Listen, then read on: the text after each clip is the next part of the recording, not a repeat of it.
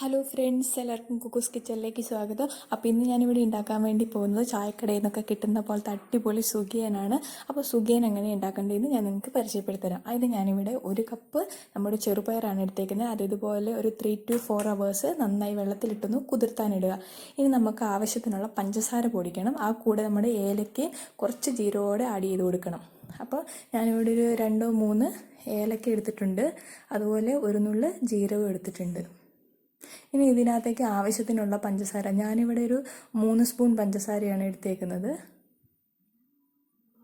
ഇനി നമുക്കൊന്ന് അടച്ചിട്ട് നന്നായിട്ടൊന്ന് പൊടിച്ചെടുക്കാം, പൗഡർ പോലെ പൊടിച്ചെടുക്കണം.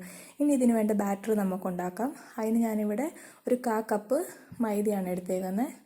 ഇനി ഇതിനകത്തേക്ക് ആവശ്യത്തിനുള്ള ഉപ്പിട്ട് കൊടുക്കുക.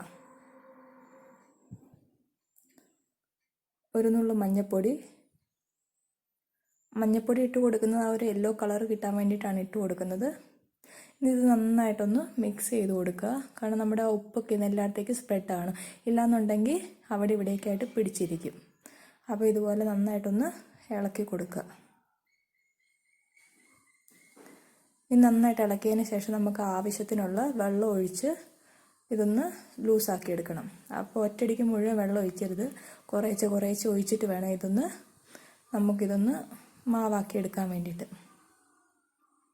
അപ്പോൾ ഇവിടെ മാവ് റെഡിയായിട്ടുണ്ട്. അപ്പോൾ നമ്മുടെ ഇഡ്ഡലി മാവിൻ്റെ പരുവത്തിനാണ് ഞാൻ ഇതിവിടെ എടുത്തേക്കുന്നത്. ഇനി ഇതൊരു അരമണിക്കൂർ നമുക്കൊന്ന് മൂടിയിട്ട് മാറ്റി വെക്കാം. ഇനി നമുക്ക് വേണ്ട പയർ, ഇത് നന്നായിട്ടൊന്ന് വേവിച്ചെടുക്കണം. അപ്പോൾ നന്നായി കഴുകി എടുത്തിട്ട് ഒത്തിരി വെള്ളം ഒഴിക്കരുത്, പാകത്തിന് കുറച്ച് വെള്ളം ഒഴിച്ചിട്ട് വേണം ഇത് നമുക്ക് നന്നായി വേവിച്ചെടുക്കാം. വെള്ളം കൂടി പോയിട്ടുണ്ടെങ്കിൽ ഇത് കുഴഞ്ഞു പോകും.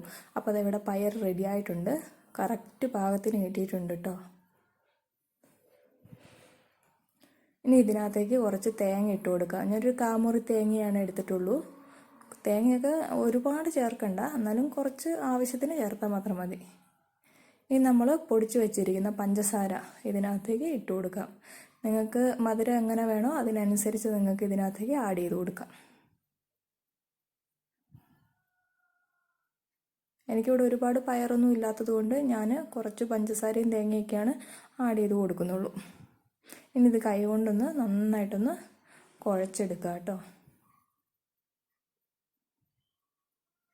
നന്നായിട്ടൊന്ന് തിരുമ്മി വേണം നന്നായിട്ടൊന്ന് കുഴയ്ക്കാൻ. കാരണം ആ എല്ലാം ഒന്ന് ഇതാണ്. എന്നിട്ട് ഇതുപോലെ ഉരുളകളാക്കി ഒന്ന് നമുക്ക് ഉരുട്ടി വെക്കാം. ഇനി നമുക്ക് നമ്മുടെ മാവ് എടുക്കാം. മാവ് എടുത്തതിന് ശേഷം നമ്മൾ ഉരുട്ടി വെച്ചിരിക്കുന്ന പയർ ഇതിനകത്തേക്ക് ഇതേപോലെ ഒന്ന് മുക്കി കൊടുക്കുക. മുക്കിയിട്ട് ഇത് നമ്മൾ എണ്ണയിലേക്ക് ഇങ്ങനെ കൈ കൊണ്ട് ഇടുവോ അല്ലെന്നുണ്ടെങ്കിൽ ഫോർക്ക് ഉപയോഗിച്ച് നമുക്കിത് എടുത്തിടുകയോ ചെയ്യാം. അപ്പോൾ ഒരു പാൻ എടുത്ത് എണ്ണ നന്നായി തിളച്ച് മറിഞ്ഞതിന് ശേഷം നമുക്ക് ഇതേപോലെ ഓരോന്ന് ഇതിനകത്തേക്ക് എടുത്തിടാം. ലോ ഫ്ലെയിമിൽ വേണം ഇതാക്കാൻ വേണ്ടിയിട്ട്. ഇതൊന്നും മറിച്ചും തിരിച്ചൊക്കെ ഒന്ന് ഇട്ട് കൊടുക്കുക. അപ്പോൾ ഇവിടെ സുഗിയൻ റെഡി ആയിട്ടുണ്ട്. നല്ല അടിപൊളി ടേസ്റ്റാണ്. അപ്പോൾ എല്ലാവരും ഒന്ന് ട്രൈ ചെയ്ത് നോക്കുക.